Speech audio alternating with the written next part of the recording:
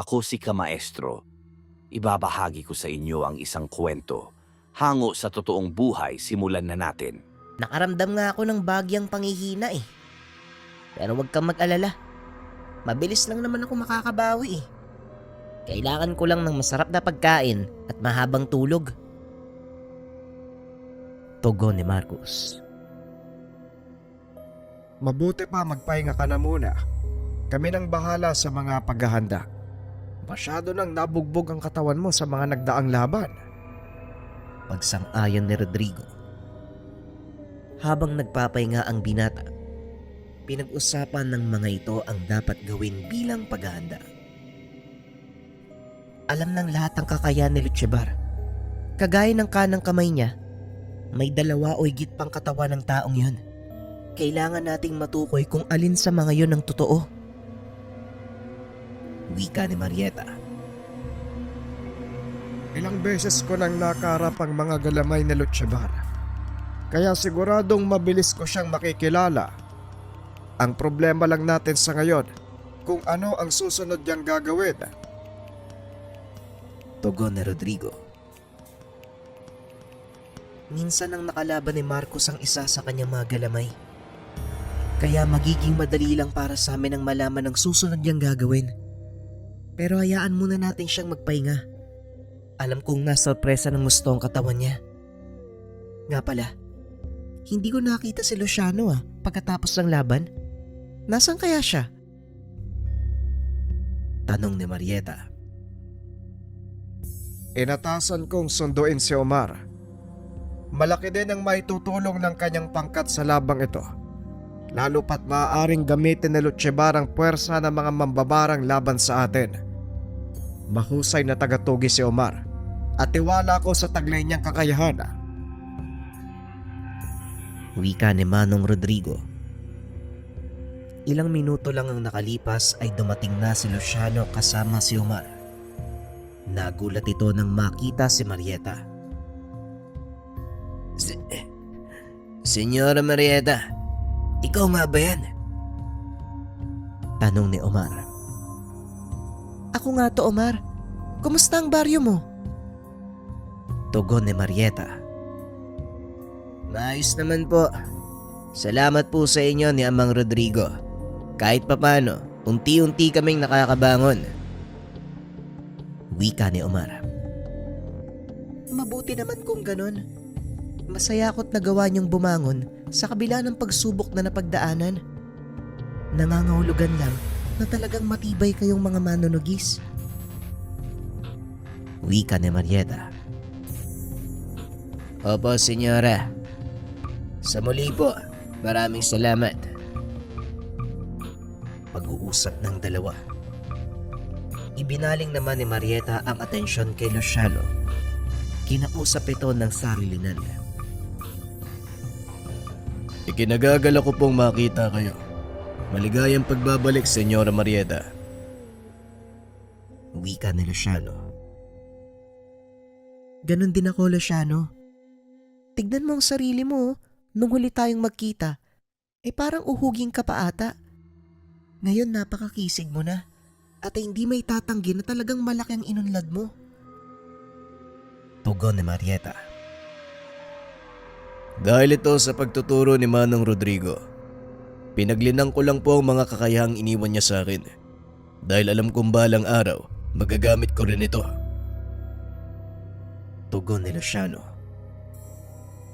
At dahil dyan kaya kita kinausap. Ikaw ang palaging kasama ni Marcos at higit na nakakaalam ng kanyang lakas at kahinaan. Sabihin mo sa akin, may dapat ba akong ipag-alala? Tanong ni Marieta. Hindi naman nagdalawang isip na magsalaysay si Luciano.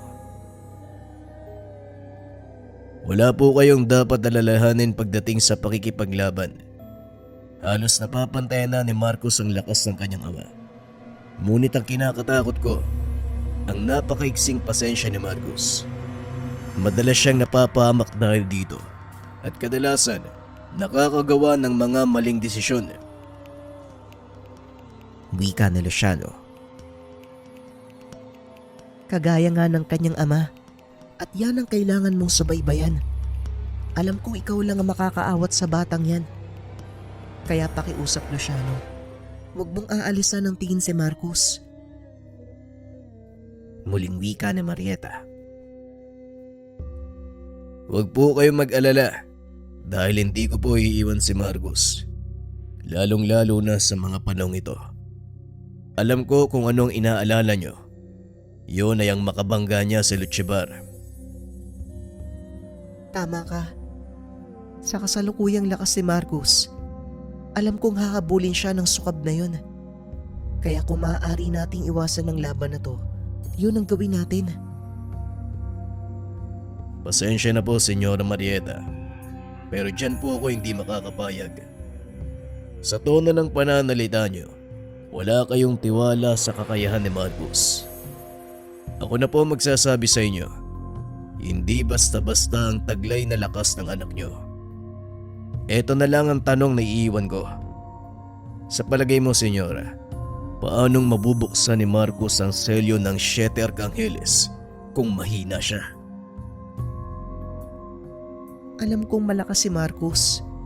Ngunit nakita ko din ang kayang gawin ni Lutchibar. Kaya hindi mo may iwasan sa akin bilang ina ang mag-alala sa anak ko. Kaya pakiusap, sana sundin mo na lang ang sinasabi ko.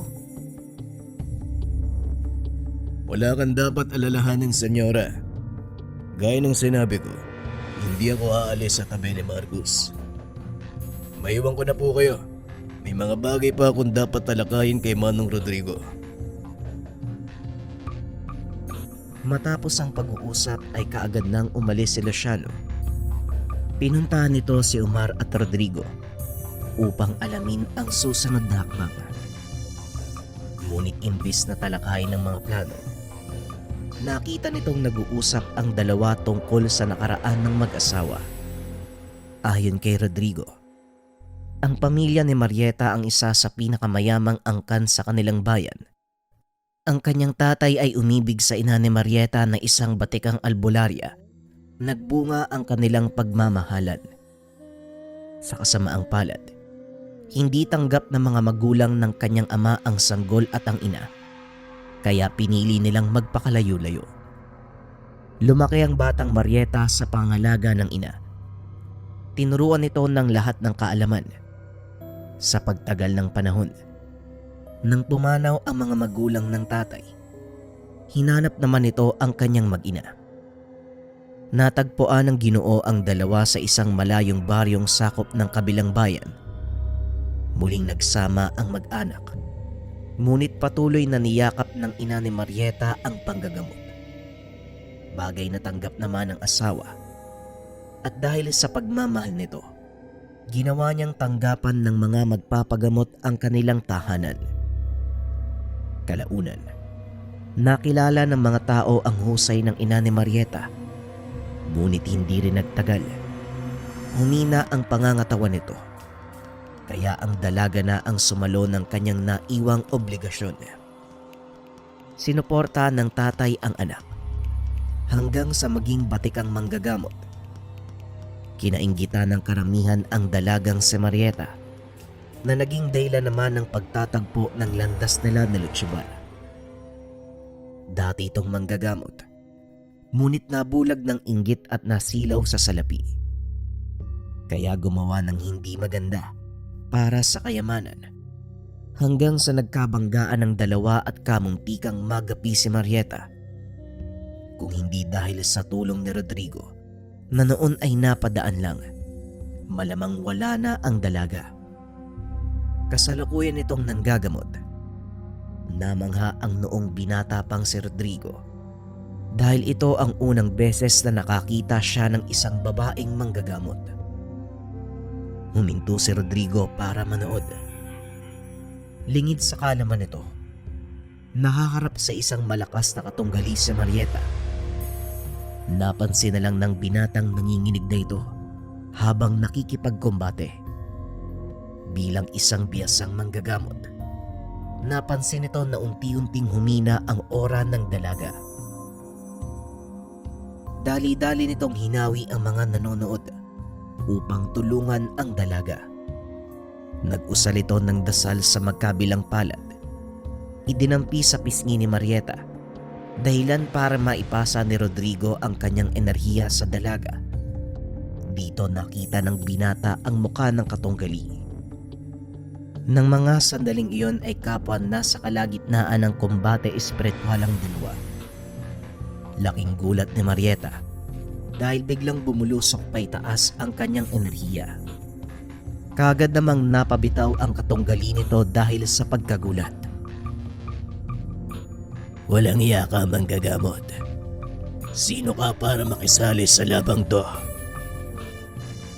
Tanong ng kalaban ni Marieta na labis namang ipinagtaka ng dalaga.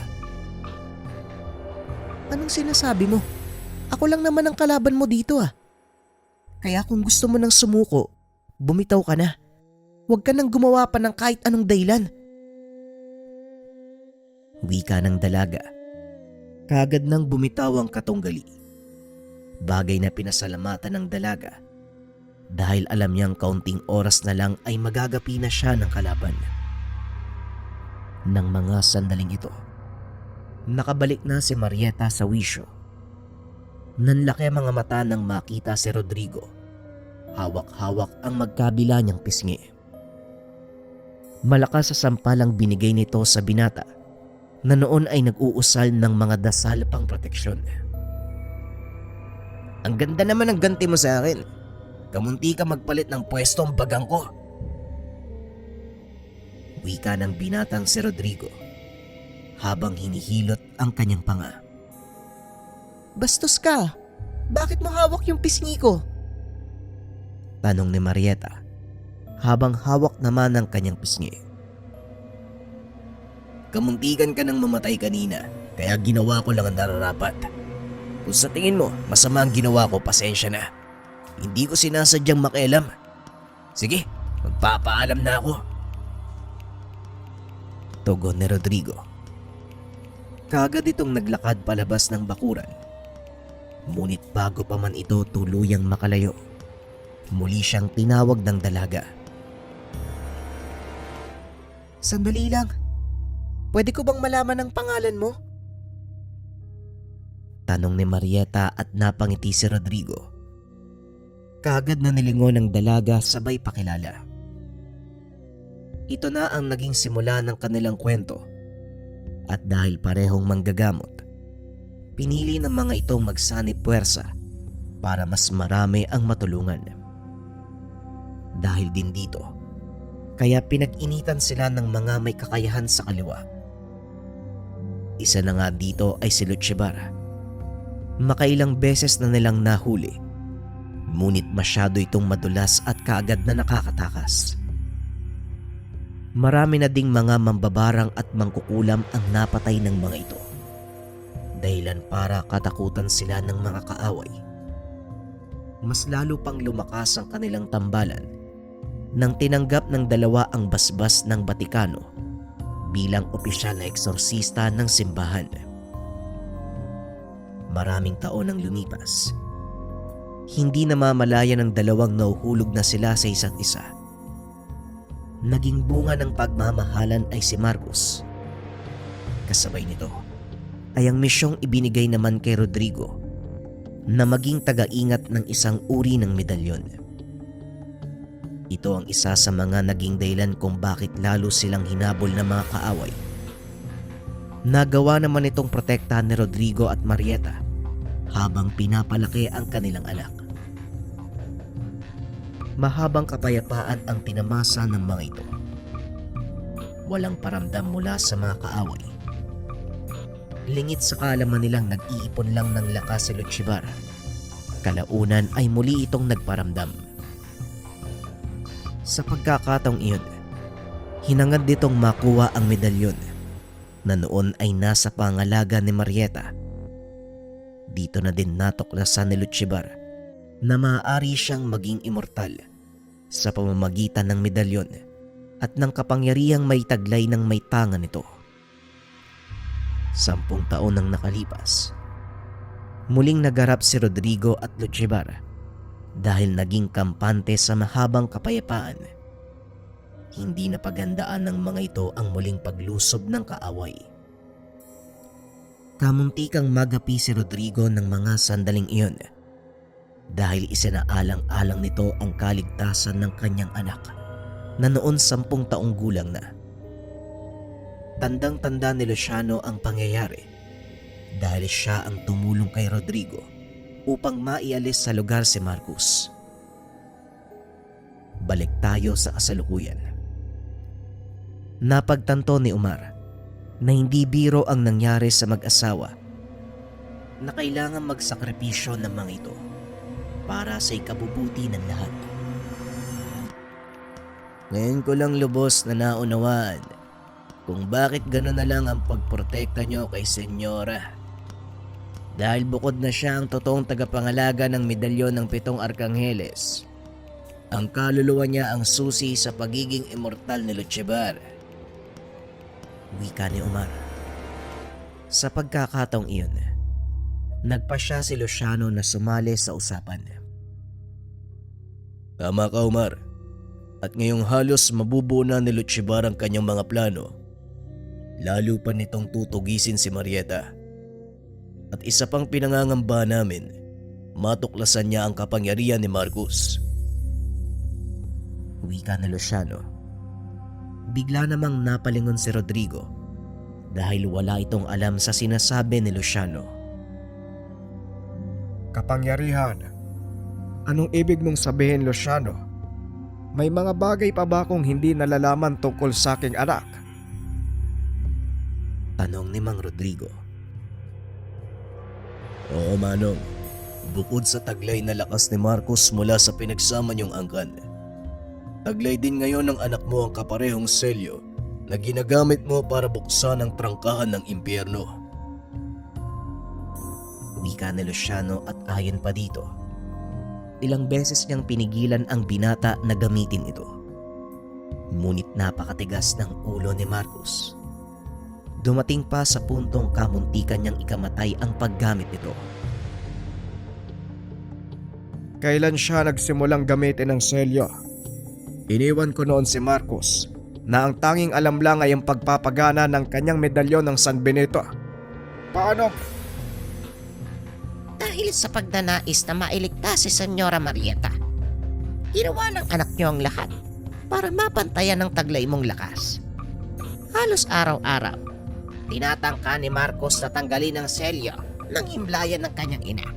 Pero palagi din siyang nabibigo. Laking gulat ng tatlo nang marinig ang boses ni Mang Ben. Pero sino ang nagturo sa kanya para gamitin ang orasyon? Wala kong iniwang kahit anong kasulatan tungkol dito. Maliban sa mga libreta ng mga dasal, pangdepensa na ipinapabasa ko sa kanya noon. Tugon ni Mang Rodrigo. Maging ako, Manong. Nagulat nang una niya itong ginamit sa mga sundalong demonyo doon sa syudad. Hindi ko lubos maisip kung paanong napagtagumpayan ni Marcos ang paggamit ng selyo. At ngayon, nakaukit na ito sa palad niya kagaya ng sa inyo. Tugon ni Luciano. Pilit na iniisip ni Rodrigo ang mga pangyayari.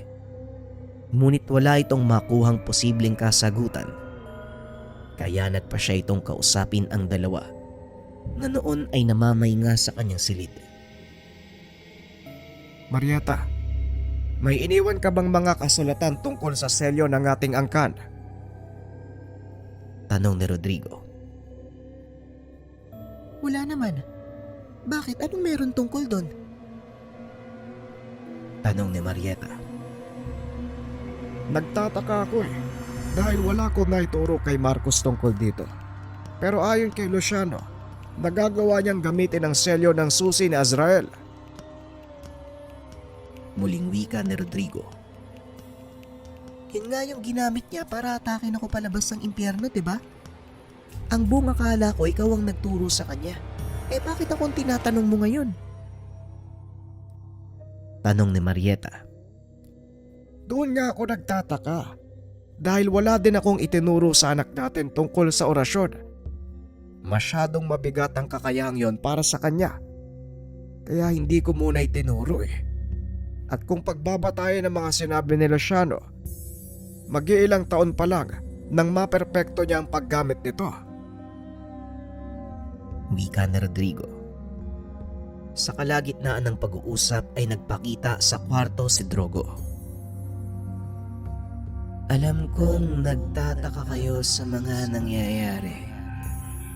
Ngunit wala kayong dapat ipag-alala. Ako ang dahilan kung bakit nagagawa ni Marcus na gamitin ang selyo ng susi ni Azrael. Kinakailangan kong ilagay ito sa kanyang isipan upang magampanan ng binata ang tungkuling hindi sinasadyang maiatang nyo sa kanyang balikat. Wika ni Drogo. Tumahimik ang mag-asawa. Hinayaang magsalita ang gabay. Ayon pa dito, dahil sa kakayahang taglay ni Marcus, naging habulin ito ng mga masasamang elemento. At dahil bukas ang ika-6 na kamalayan ng binata, palagi itong nakakakita at kung minsan ay hindi sinasadyang nakakapasok sa ibang dimensyon. Madalas inaabot ng ilang araw bago makabalik si Marcus.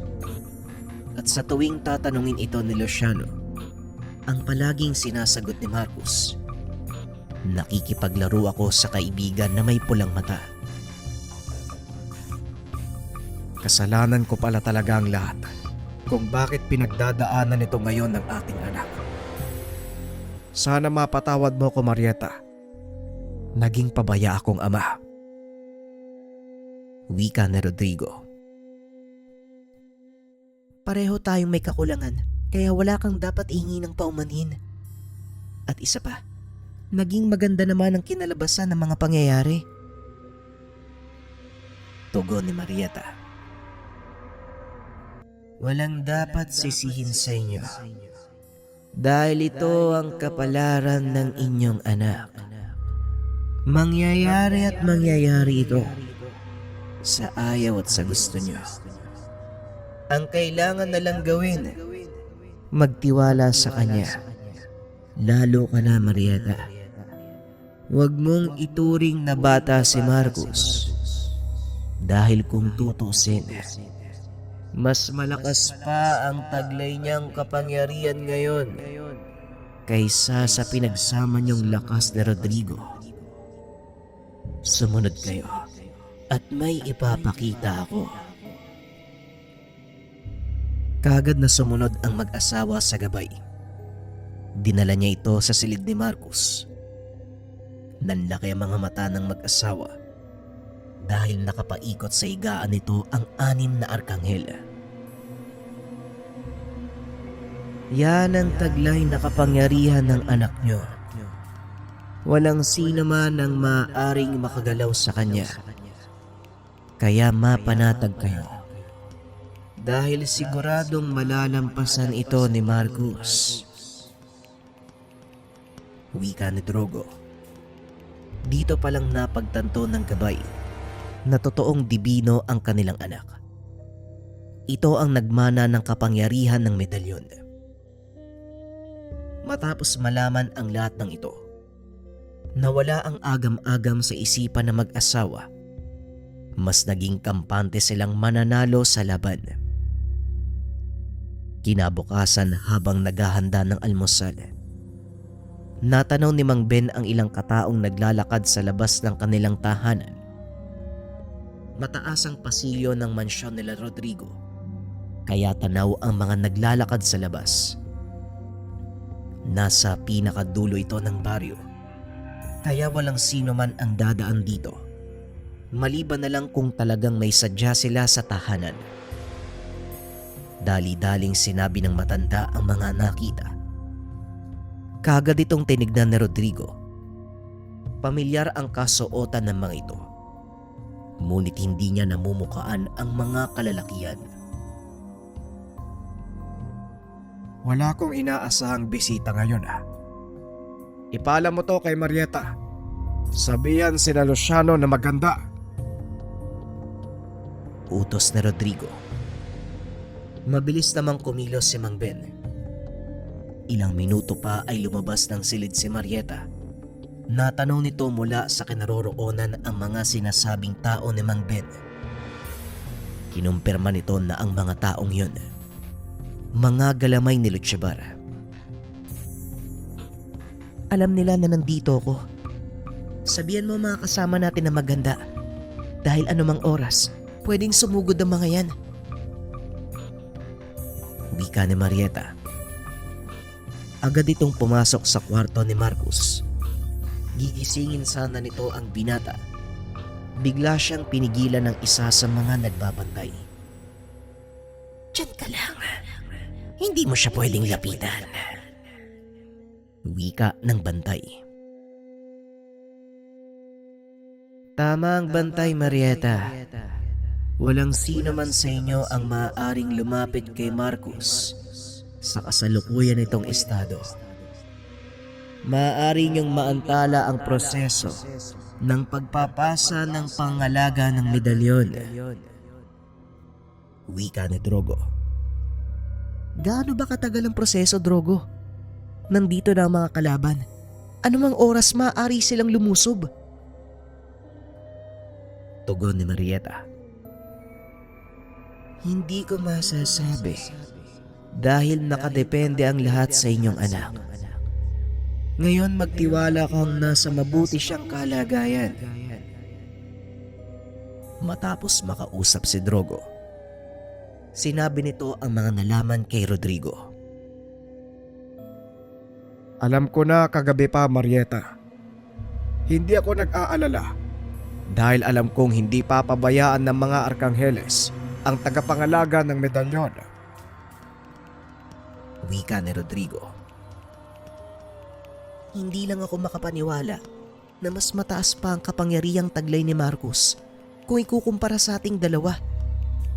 Humanda ka na. Nararamdaman kong sasalakay na sila. Matapos magsalita ni Marieta, dumating ang isa sa mga kasama ni Umar. Sinabi nitong sinasalakay ang kanilang baryo. Eto na nga ba? Alam kong uunahin nila ako. Manong, maiwan ko muna kayo. Kailangan kong puntahan ang aking mga kababaryo. Wika ni Umar. Hindi, Omar. Sabay tayong pupunta doon. Si Luciano nang bahalang magtanggol sa mansyon. Tugon ni Rodrigo. Hindi na nagaksaya ng oras ang mga ito.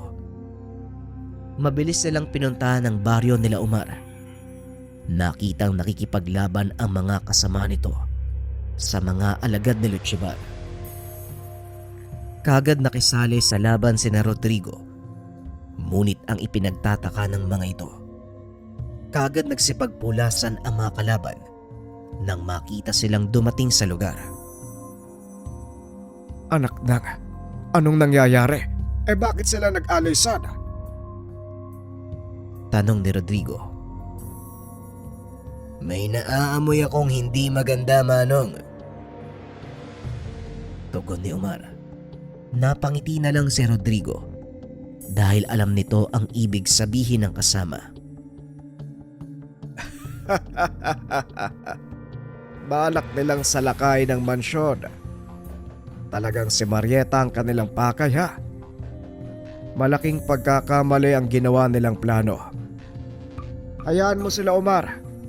Hindi tayo papasok sa mansyon. Makiramdam muna tayo sa mga nangyayari. Wika ni Rodrigo.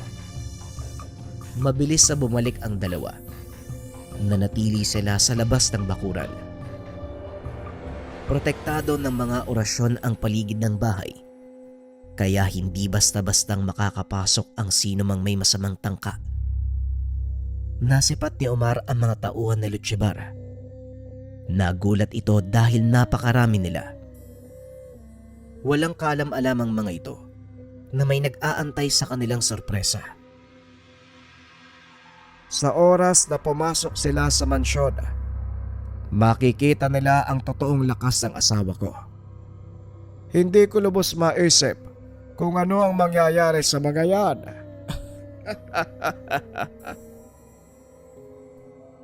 Muling wika ni Mang Rodrigo. Ilang sandali pa ay may nagtangka ng pumasok sa mga kalaban. Hindi nagawa ng mga itong basagin ng depensang nakapalibot sa bahay. Mukhang tama ka, Manong. Hindi nga nila magawang pasukin ang depensa ng mansyon. Wika ni Omar. Walang makakapasok sa depensang yan, Omar. Pero alam kong may plano mga kalaban. Hindi sila titigil hanggat hindi nakukuha ang kanilang gusto. Pag-uusap ng dalawa. Ilang sandali nga ay natanaw ng mga ito ang isa sa tatlong galamay na Lutsebar. Nagngangalang Iris. Isa ito sa pinakamalakas na maaari nilang kalabanin at kagaya ng inaasahan, nagawa nitong basagin ang depensa ni Rodrigo. Nakapasok na sila, Manong. Hindi pa ba tayo lulusob? Tanong ni Omar. Hindi, Omar. Mag-antay ka lang. Dahil ngayon pa lang nagsisimula ang masayang parte. Isa-isang pumasok ang mga kalaban sa mansyon. Ilang segundo lang ang nakalipas. Nakarinig ng sigawan ang mga ito. Isa-isang tumilapon palabas ng tahanan ang mga tauhan ni Lutsebar. Kitang-kita ni Rodrigo ang pagkagulat sa mukha ni Iris dahil wala itong kaalam-alam sa kung ano ang kanilang kahihinatnan. Kawawang mga nilalag. Ngayon tignan nyo kung ano pa ang mangyayari. Muling wika ni Rodrigo habang patuloy na pinapanood ang pagtilapon palabas ng mansyon ng mga kalaban. Ilang segundo pa, natanaw ng mga ito si Marieta. Naglalakad palabas ng mansyon. Dito na tumahimik ang lahat, lalo pa nang makarap nito si Iris. Sinong nagbigay sa inyo ng karapatan na pumasok sa pamamahay ko? Tanong ni Marieta. May hawak itong dalawang baston sa magkabilang kamay. Nakatayo sa mismong pintuan ng bahay. Ikaw pala ang sinasabi ni Supremo. Hindi nga siya nagkamali. Napakaganda mo nga at napakalakas. Karapat dapat lang na maging pagkain ka ng kanyang alaga. Tugon ni Iris. Ngunit bigla itong tumilapon nang kinumpas ni Marieta ang hawak na baston. Umalis na kayo hanggat kaya ko pang magtimpi. Dahil sa oras na maubos ang pasensya ko, uuwi kayo ng mga tauhan mo na bitbit ang mga ulo. Wika ni Marieta. At sa mismong harap ni Iris, naging matatalas na itak ang hawak na baston ng ginang. Hindi mo lang sa 7 arkangel ang hawak mong sandata. Kung hindi ang makapangyarihang tabak ng atabdar. Ikaw pa lang ang pangalawang tao na nakita kong nagawa itong pisikal na sandata. Tugon ni Iris. Alam ni Marieta na hindi niya magagawang paalisin ang mga ito. Kaya pinili na lang ng ginang na sagupain ang dumating na kalaban. Mabilis na tumakbo si Marieta papunta sa kinaroroonan ni Iris. Pinagtataga ito. Mabilis naman itong naiwasan ng katunggali dahil sa isang maling kilos lang, masugatan siya kahit maliit. Maaari niya itong ikamatay. Lason ang tabak ng atardar sa mga taong may kaugnayan sa demonyo. Sa kabilang banda, namangha naman ng husto sina Omar sa ipinapakitang galing ni Marieta. Hindi nito lubos akalain sa kabila ng pagiging mainhin ng ginang, nakatago pala ang isang mabangis na mandirigma. Pambira. Ngayon ko lang nakitang nagkaganyan si Senyora. Matanong ko lang, Manong. Hinahabol ka rin ba ng itak ni Senyora noon? Tanong ni Omar. Higit pa sa itak, Omar. Ay nako, maniwala ka sa akin. Kung ano yung nakikita mo ngayon, wala pa yan sa kalingkingan ng naging karanasan ko, no? Tugon ni Rodrigo. Bagya namang natawa si Omar sa sinabi nito. Hindi ko labas maisip kung ano ang pakiramdam na kasama si Senyora sa isang bubong. Wika ni Omar. Ay nako, wag mo nang pangarapin pa. Dahil paniguradong hindi mo na naisin na makasama ang kagaya ng senyora mo. Pag-uusap ng dalawa. Habang kampanting nanonood sa laban ni Marieta, patuloy nitong inaatake si Iris na noon ay puro iwas lang ang ginagawa. Anong problema? Bakit hindi ka lumalaban? Tanong ni Marieta. May utos sa akin na huwag sugatan ng makinis mong balat. Kaya hindi ko alam kung paano kitang dadalhin kay Supremo nang hindi nagagalusan. Malaking problema to. Bakit kasi hindi ka nalang makisama? Tugon ni Iris. Sabay bato ng Tigalpo na kagad namang hinawi ni Marieta. Hindi mo ko madadala sa Panginoon mo hanggat humihinga ko. Wika nito sabay wasiwas ng itak. Sa pagkakataong iyon, nagawa nitong patamaan si Iris. Isang malaking sugat sa dibdib ang dinulot ng itak ni Marieta, dahilan para unti-unting makaramdam ng takot si Iris. Ano? Hindi ka pa rin ba lalaban?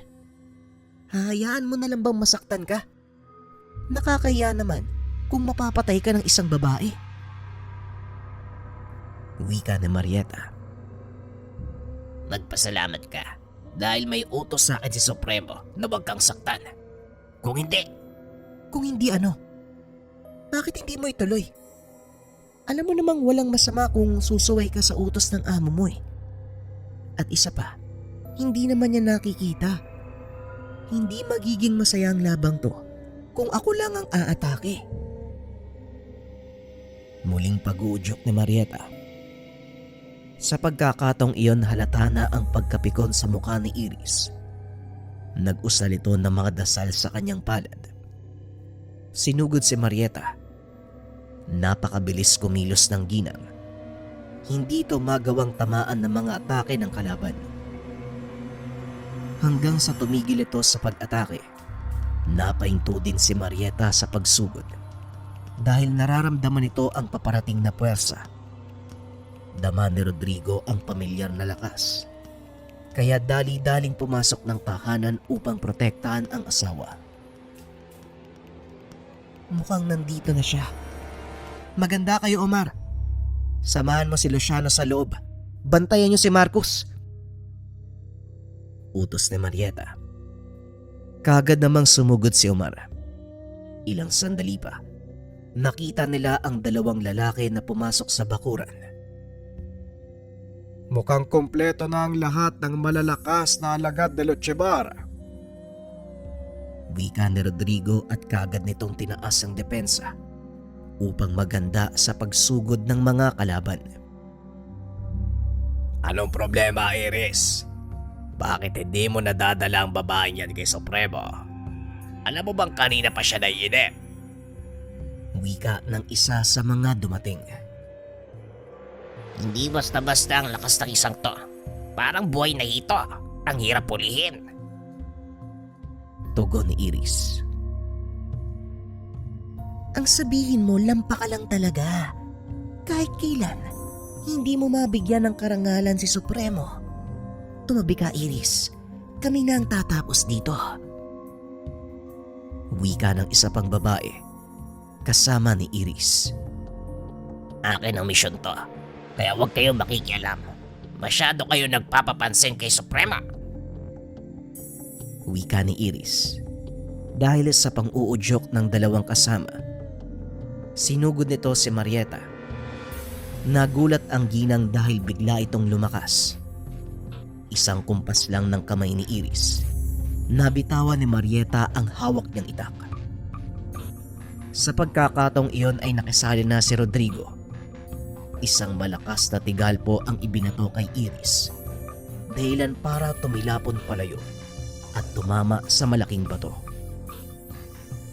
Akmang sasalakay pa sana ang dalawang kasama ni Iris nang bigla silang lingunin ni Rodrigo.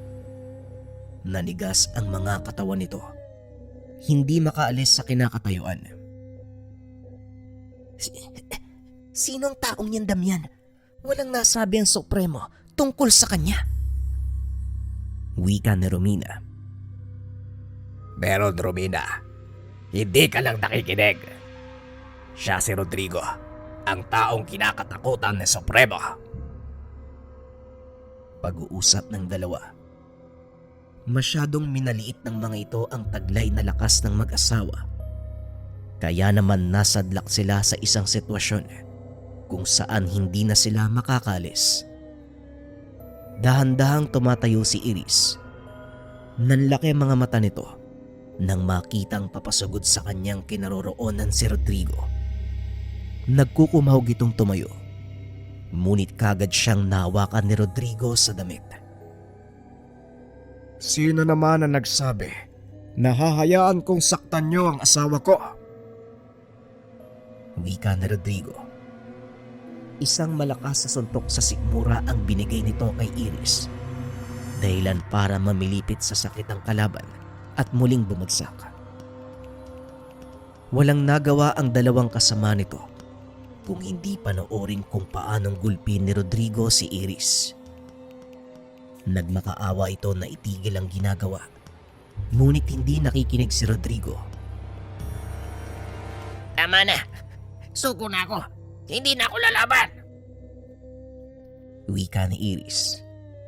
Ngunit alam ni Rodrigo na tuso ang mga tauhan ni Luchibar. Kaya hindi niya ito binigyan ng pagkakataon. Pasensya na pero hindi na kita papatakasin pa. At kayong dalawa, gusto nyo din bang sapitin ang nangyari sa kasama nyo? Sabihin nyo lang, madali akong kausap. Tugon ni Rodrigo. Gamit ang kanyang kanang palad, hinugot nito ang kaluluwa ni Iris upang ipadala sa impyerno. Wala nang buhay ang katawan ng bitawan ito ni Rodrigo. Anong ginawa mo sa kanya? Walang niya ka, matanda ka. Wika ni Damian. Wala naman. Pinadala ko lang ang kanyang kaluluwa sa impyerno kung saan ito nababagay. Tugon ni Rodrigo. Naglakad ito papunta sa kinaroroonan ng dalawa na noon nanginginig sa takot dahil sa napakalakas na presensya ni Rodrigo. Napagtanto ng mga ito ang totoong dahilan kung bakit kinakatakutan ng kanilang Panginoon si Rodrigo at Marieta. Pakiusap, hayaan niyo kaming mabuhay. Pangako, kakalas na kami kay Luchibar at mamumuhay ng tama. Huwag niyo lang kaming patayin.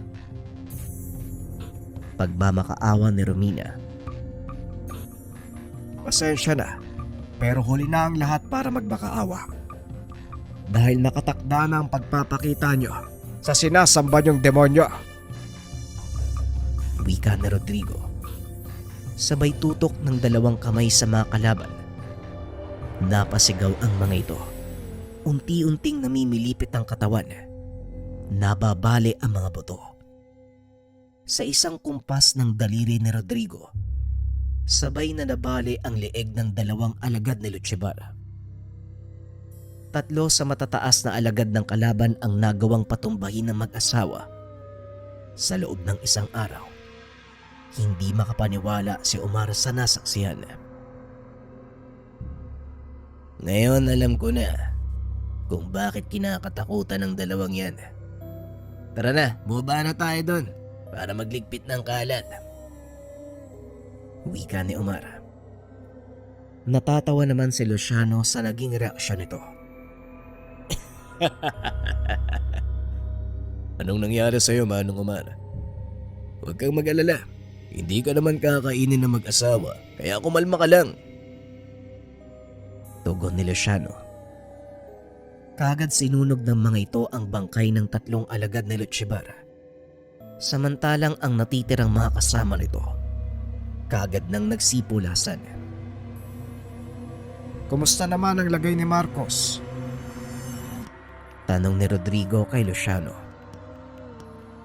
Natutulog pa rin ang anak nyo, pero nasa maayos na siyang kalagayan, Manong.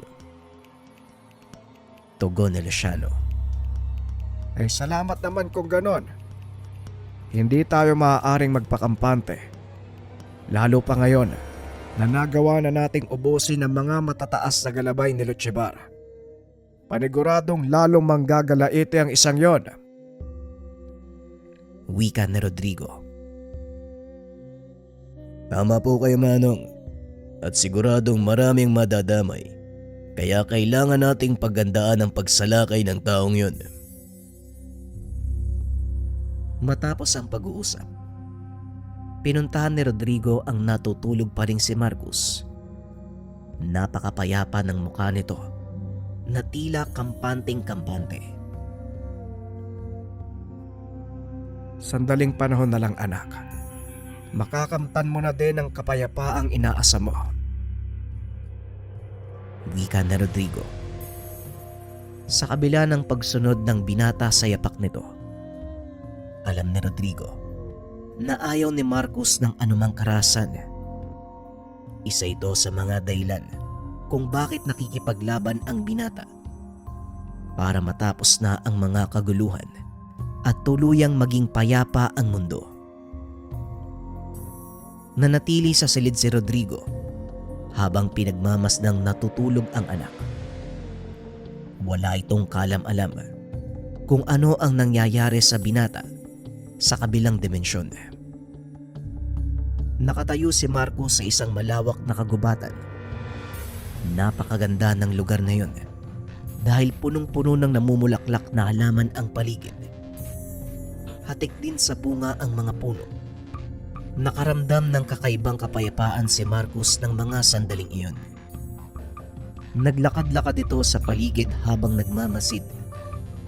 Napatigil nang biglang makarinig ng banayad na boses mula sa nilalang na hindi nito nakikita. Napakaganda ng lugar na to, hindi ba? Isang perpektong paraiso. Punong-puno ng magandang bagay. Ginawa ang lugar na to para sa pinakamamahal na nilalang ng ama. Ngunit dahil din sa kanila kung bakit tinago ang lugar na to. Wika ng tinig. Nagpalinga-linga si Marcos habang hinahanap kung sino ang nagsalita. Sino ka? Maaari ka bang magpakita? Tanong ni Marcos. Hindi mo na ako kailangan makita dahil nasa puso mo ang pangalan ko. Alam mo kung sino ko eh. Dinala kita sa lugar na ito para tanungin ng napakalagang katanungan. Tugon ng boses.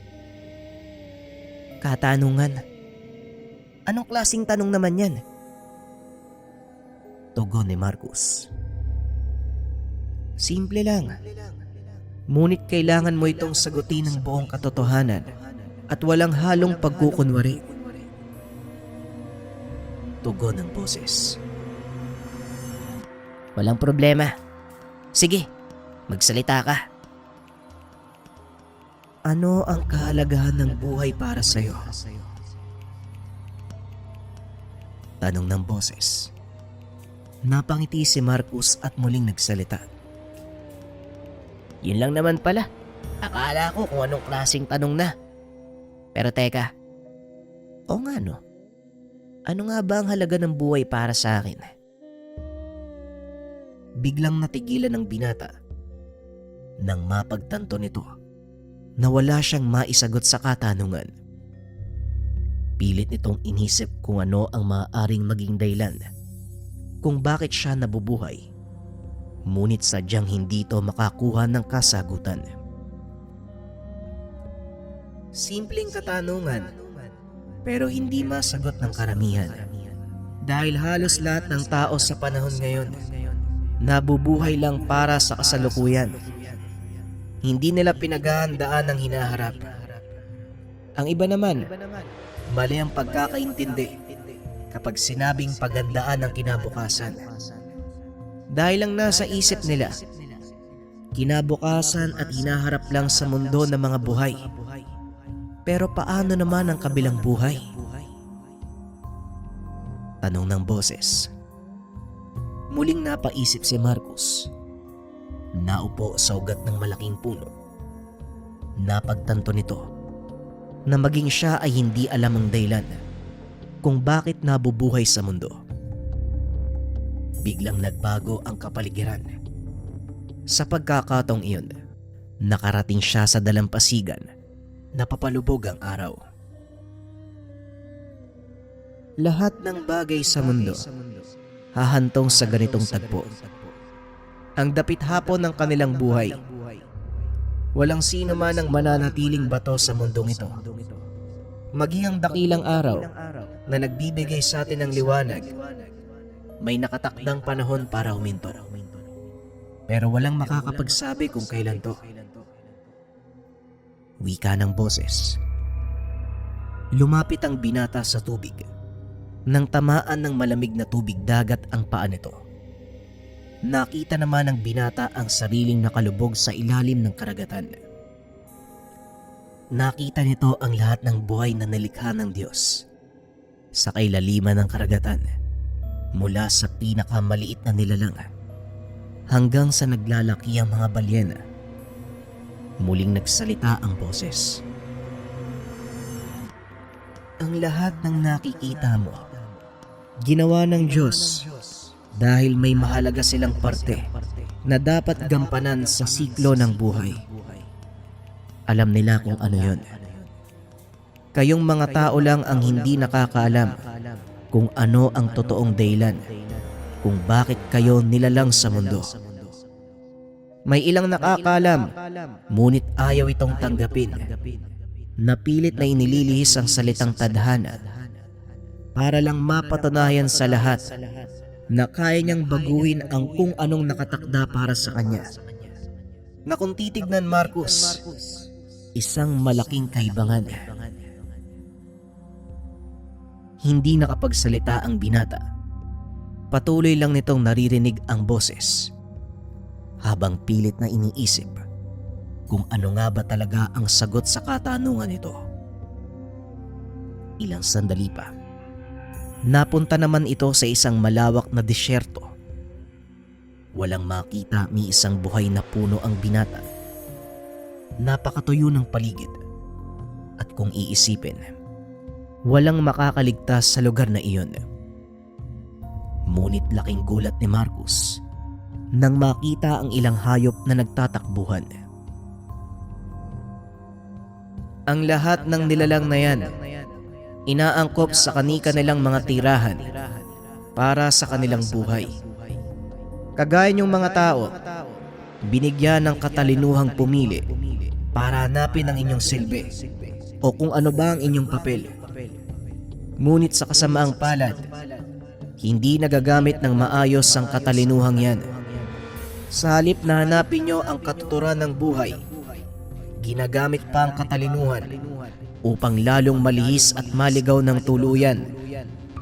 Sa huli, sisisihin pa ninyo ang Diyos dahil sa naging mali ang desisyon nyo. Hindi lubos maunawaan ni Marcos kung para saan ang mga naririnig. Natatawa na lang sa sarili dahil nakakarinig siya ng lentaya mula sa hindi nakikitang nilalang. Sandali lang po ah. Bakit pala ako nakakarinig ng mga sermon mula sa inyo? Tanong ni Marcos.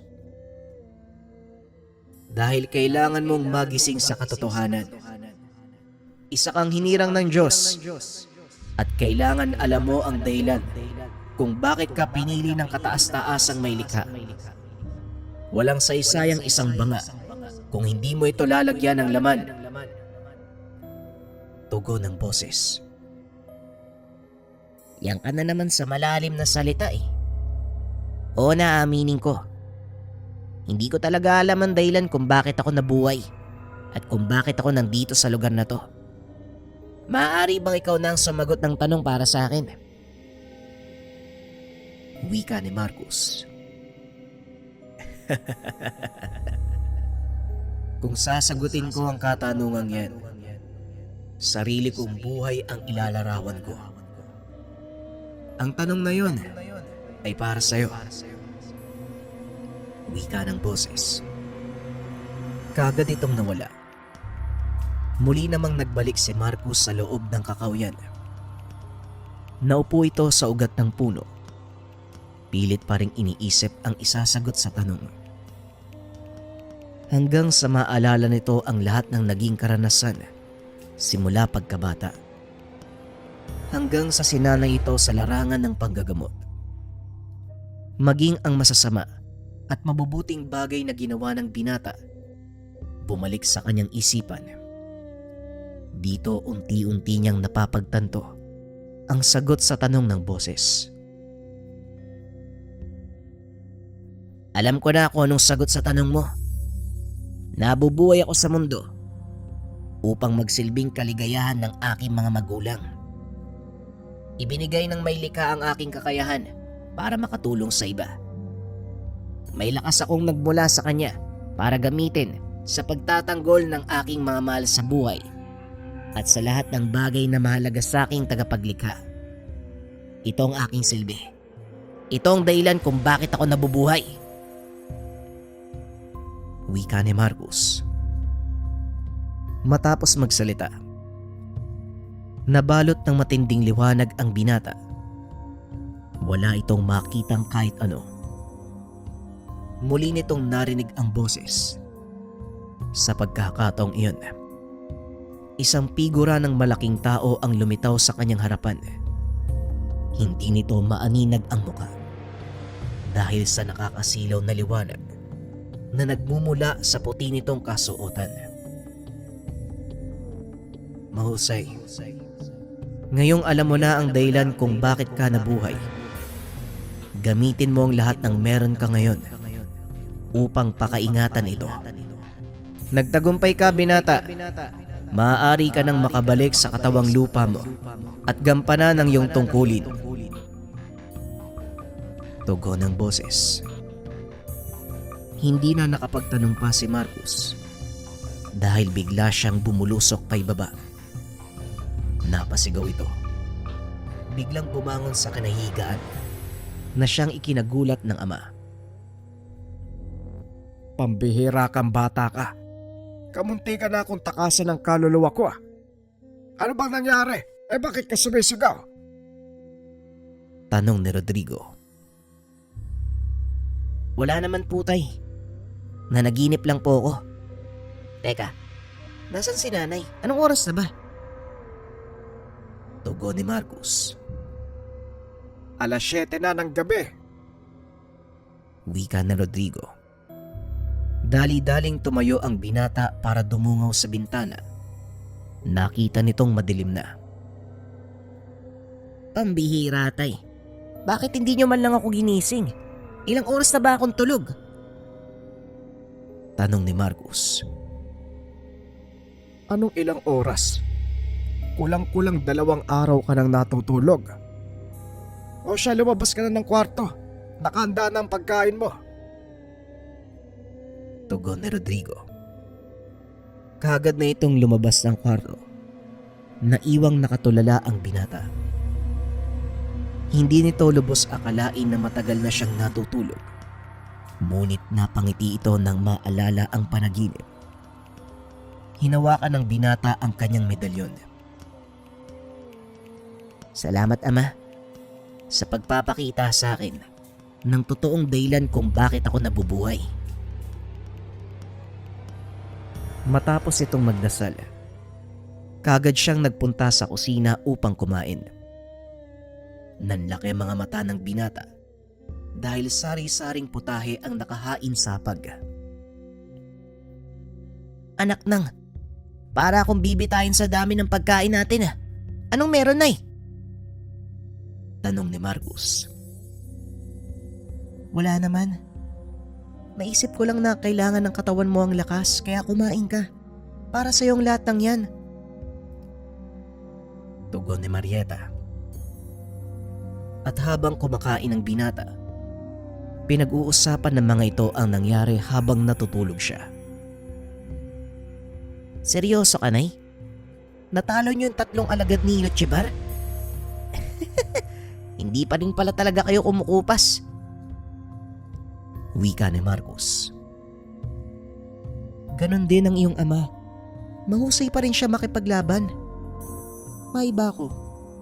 Napapansin ko, lumaki yata yung katawan mo ah. Teka, nasaan ang mga tattoo mo? Tanong ni Marieta. Napansin ito. Malinis na ang braso ng binata. Maging ang mga dasal na nasa leeg ay nawala na din. Dali-daling binuksan ni Marcos ang kanyang damit. Nakitang nakaukit sa dibdib nito ang selyo ng kanilang angkan. Tinignan ni Marcos ang kanyang palad. Napansing wala na doon ang pentagramo. Hindi ko alam kung ano nangyayari. Ngunit alam kong yung may gawa nito. Di bale na nga. Ang mahalaga, buhay ako.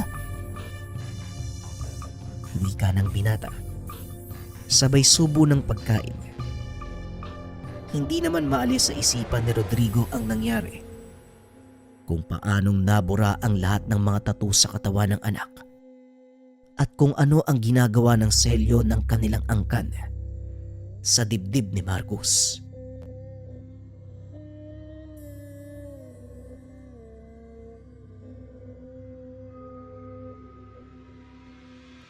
Usog, bati, sumpa, kulam at barang. Hindi na kailangan problemahin to mga bagay na to kung meron kang